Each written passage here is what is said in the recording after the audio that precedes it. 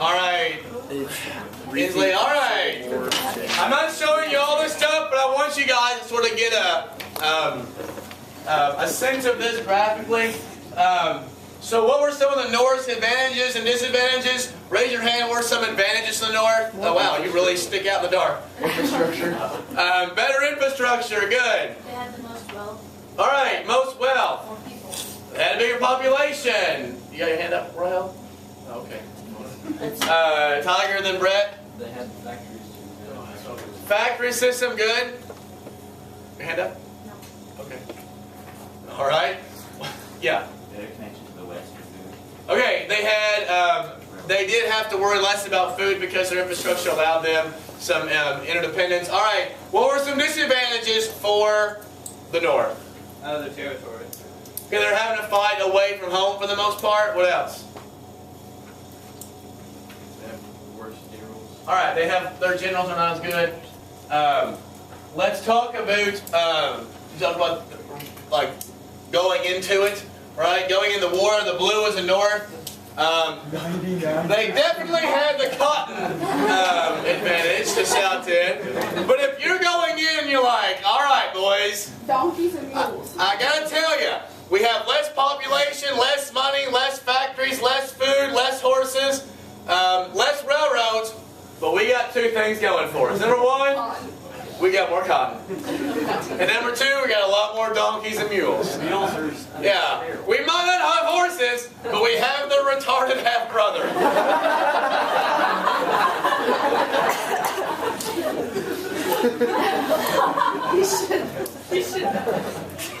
I shouldn't say that. I'm sorry. I really shouldn't say that. Right. Start out and stop again.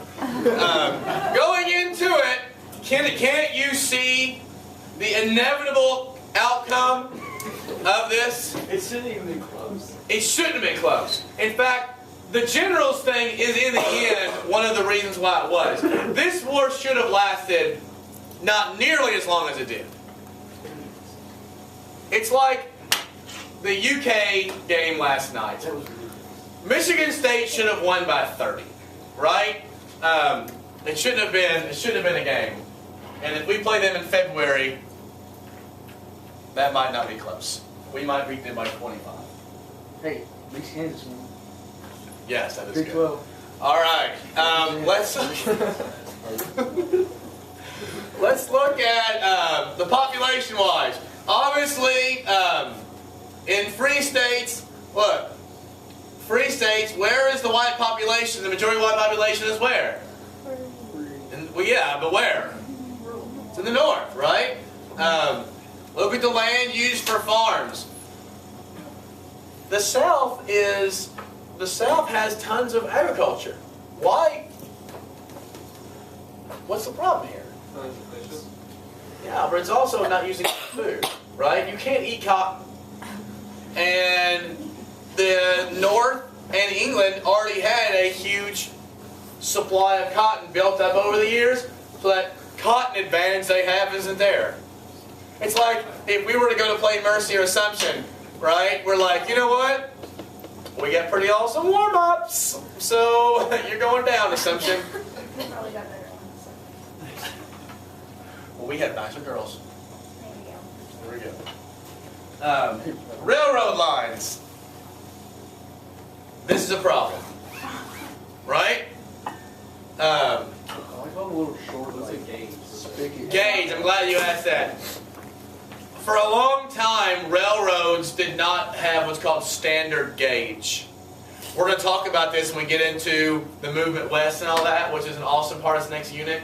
The railroads actually had different sizes, right? So like, you might go on a railroad for a while because the track is this far apart, and then the next railroad is this far apart, and you actually had to get on a different train. You can see the North was more standardized. Does that make sense?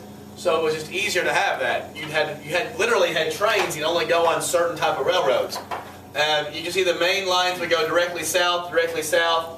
But if they're look at all this getting from the Midwest for food here, getting troops going this way, right? I mean, these are huge advantages. Also, during the war, a lot of European generals came to watch. They wanted to see, this is the first big war fought with railroads, right? How do you get your supplies and your troops and your people places faster? Because for a long time it was, you send a courier by horse and say, we need reinforcements. But now you can stick some troops on a railroad line pretty quick and you can get them up there pretty fast, right? This changed the nature of war. Yeah, you have a question? You guys all randomly raise your hand. Is it a question or are you just having an exercise time? Okay. What's up with the little tiny, like in the Southwest, like those little bitty tiny railroads? They're going from like a river town to a place. This is like probably going from Mississippi River to this looks like Baton Rouge here. I don't know where this is. This is probably Shreveport. All right, look at this. 32-to-1 ratio on guns. Tiger brings up a really good question. What should our question be? How did the North take 4 years to win? And we're going to learn this here in a second. But you can see the value of the goods produced way more. Firearms, 32. That's what I said. That's a win right there. Workers, factories. Mr. Sarah, they didn't have God on their side. They weren't the world right. That's true. They didn't have God. Here are Confederate states, border states, and then Union states, and obviously the territories for the most part. I spit all over the place.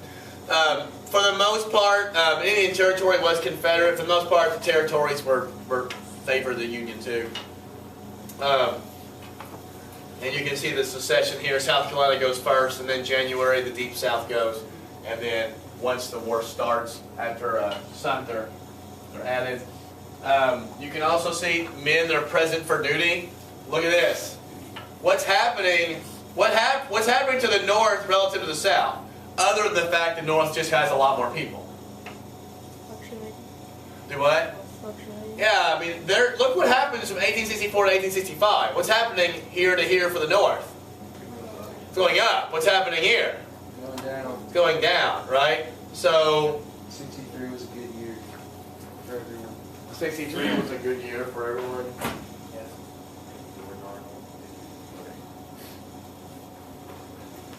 Okay, so this should hopefully give you a pretty good graphical representation.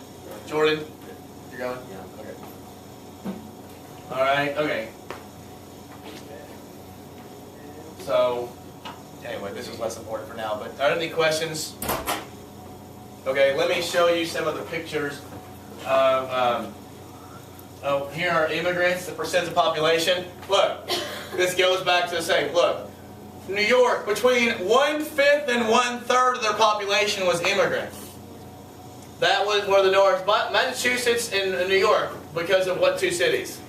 New York and Boston. When you think of the two most Irish cities in America today, what's the number one city? Boston, and then New York is there. In fact, there are more, other than Dublin, New York and Boston have the most Irish people of any other city in the world. And you can see the South is just not getting so much. Louisiana does because of New Orleans as a port. It's a very international city and always has been, pretty ethnically mixed. But the rest of the country, not so much. Why does Minnesota have so much immigration? That's a good question. Who are going to Minnesota and Wisconsin? Germans? Hermans. The Germans. The useless Germans are. How many of you guys are German in here? All you guys, right? You're going to South Dakota? This is... Baby killers. Here are our leaders. Alexander Stephens is from Georgia. And then obviously Jefferson Davis, born in Kentucky, but he represented Mississippi. There's Confederate White House. There's a seal with God as our vindicator. That's kind of arrogant, right? God is our vindicator. God hearts slavery. George Washington on the middle. It sure is. They've got God and George Washington.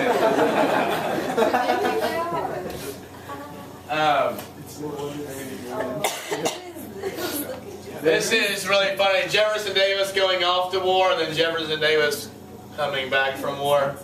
It's the flipped picture, obviously. This is actually, I think, on the AP exam before. It's the exact same picture, just flipped. He's going into war, a warrior, right? And he's coming back, a horse's. He's coming back a donkey. People can see the donkey. He's eating, the horse, his reins. There's Baldo. It's a Cyclops donkey. It only has one eye. It's side. Yeah, but it's also a profile, Right Spank. in the middle of its head. It's side view. It's a Cyclops donkey. Then it's a Cyclops guy too. I mean, It's his you know what? Right now, I don't see. Oh, she has two eyes. But for a second, I thought Cassidy was just a Cyclops. You know, just a 95-pound girl. All right, and we're getting into the Anaconda plan here in a second, and so we'll see some more of this stuff tomorrow. Hit the lights, Kevin. The placard. The placard. All right, let's look at your paquets, as it were. All right. See where it says the Civil War? That's where we're at. 2 seconds. 2 seconds.